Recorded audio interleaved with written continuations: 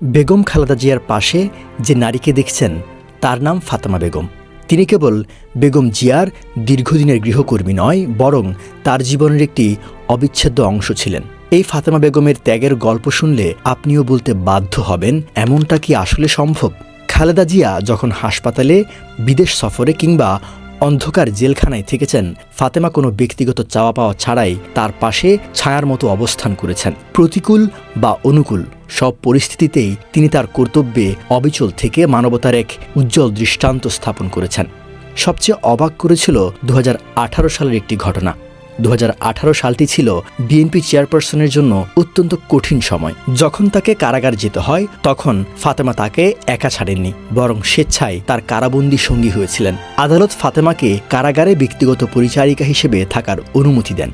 আপনি একবার ভাবুন, পরিবারের কেউ নয়, রক্তের কোনো সম্পর্ক নেই, অথচ নিজের স্বাধীনতা বিসর্জন দিয়ে কারাগারে অনিশ্চয়তার এক জীবন বেছে নিল, যেটা আসলেই অনেককে অবাক করেছিল।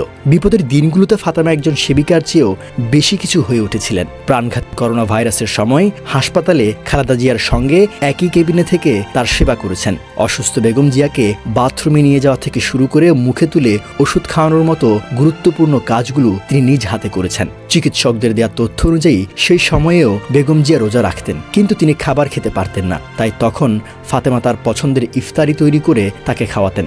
জিয়া পরিবারের কাছে তিনি আজ গৃহকর্মীর চেয়ে বড় হয়ে পরিবারের সদস্য হিসেবে গণ্য হন। কিন্তু ফাতেমার এই নিঃস্বার্থ সেবার পথ সবসময় মসৃণ ছিল না।